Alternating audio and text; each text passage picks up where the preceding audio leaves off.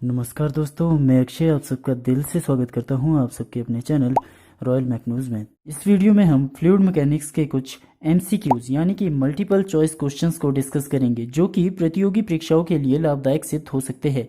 लेकिन उससे पहले अगर आप चैनल पर नए हो और मैकेनिकल इंजीनियरिंग से संबंधित ऐसी ही वीडियोज़ को देखना चाहते हो तो आप चैनल को सब्सक्राइब कर सकते हो, ताकि आपको आगे भी ऐसी ही वीडियोज़ की जानकारी मिलती रहे।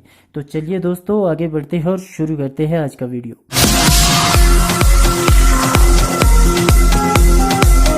तो पहला प्रश्न है दोस्तों, the mass per unit volume of a liquid at a standard temperature and a pressure is called a specific weight, B mass density, C specific gravity और डी नन ऑफ दिस। तो इसका सही आंसर है mass density, जैसा कि ये हम properties of fluid में पढ़ चुके हैं। दूसरा प्रश्न है दोस्तों, the volume per unit mass of a liquid is called specific volume. Option A yes, option B no. तो इसका सही आंसर है yes. Volume per unit mass of a liquid specific volume कहलाता है। The weight per unit volume of a liquid at a standard temperature and pressure is called a specific gravity, B mass density, C specific weight और D none of these. तो इसका सही answer है option C specific wait, या फिर इसे weight density के नाम से भी जाना जाता है। प्रश्न नंबर 4 है, the specific weight of water in SI units is taken as. Option A 9.81 kilo newton per metre cube, option B 9.81 into 10⁻³ newton per metre cube, option C 9.81 into 10⁻⁻6 newton per millimetre cube, and D any one of these. तो यदि हम इन सभी units को convert करते हैं तो इसकी value एक जैसी आती है, इसीलिए ये सारे ऑप्शन सही है। इसका सही आंसर है option D any one of these. The ratio of specific weight of a liquid to the specific weight of pure water at a standard temperature is called. Option A specific gravity of liquid, option B surface tension of liquid, option C density of liquid, option D compressibility of liquid. तो इसका सही answer है specific gravity of liquid. अगला प्रश्न है दोस्तों, the kinematic viscosity is the product of dynamic viscosity and the density of liquid. Option A yes, option B no. जैसा कि हम जानते हैं काइनेमेटिक विस्कोसिटी हमारे पास रेशो होती है dynamic viscosity to the density of liquid, जो कि प्रश्न में नहीं दिया है, इसीलिए इसका आंसर है B no. The force per unit length is the unit of, और इसके ऑप्शन फॉलोइंग है। जैसा कि हम सभी जानते हैं कि फोर्स पर यूनिट लेंथ हमारे पास सरफेस टेंशन होता है, इसीलिए इसका सही आंसर है a surface tension. The unit of surface tension is, और इसके फॉलोइंग ऑप्शन है।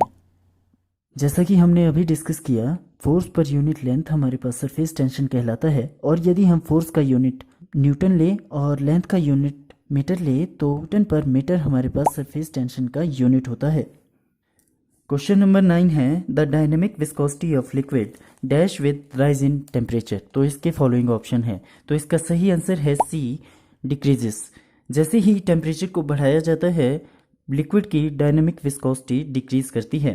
क्वेश्चन नंबर 10 है, a fluid having no viscosity is known as, और इसके फॉलोइंग ऑप्शन है। तो इसका सही आंसर है ए आइडियल फ्लूइड।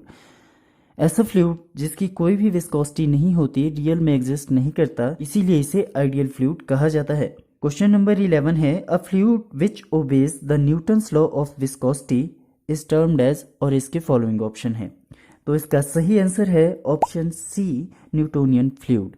ऐसा फ्लूइड जो कि न्यूटन्स लॉ ऑफ विस्कोसिटी को ओबे करता है, उसे न्यूटोनियन फ्लूइड कहा जाता है। क्वेश्चन नंबर 12 है, water is a dash fluid, और इसके ऑप्शन फॉलोइंग है। तो इसका सही आंसर है option number C Newtonian fluid.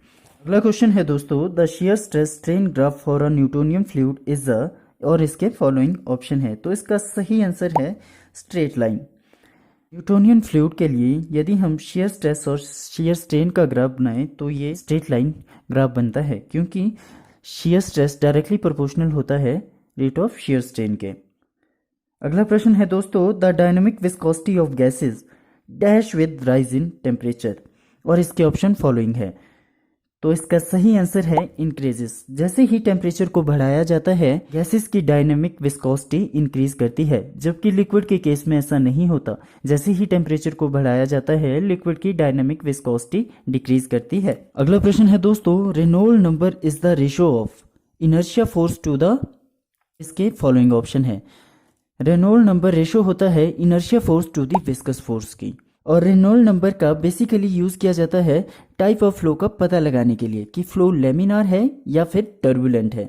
The density of air is same at different heights. Option A correct, option B incorrect. Incorrect. तो density of air different height पे different होती है। आशा करता हूँ कि आपको ये वीडियो अच्छा लगा होगा, और अगर आपको आगे भी ऐसी ही वीडियोस की अपडेट चाहिए तो आप चैनल को सब्सक्राइब कर सकते हैं, ताकि आपको आगे भी मैकेनिकल इंजीनियरिंग से संबंधित ऐसी ही वीडियोस की जानकारी मिलती रहे। Thanks for watching.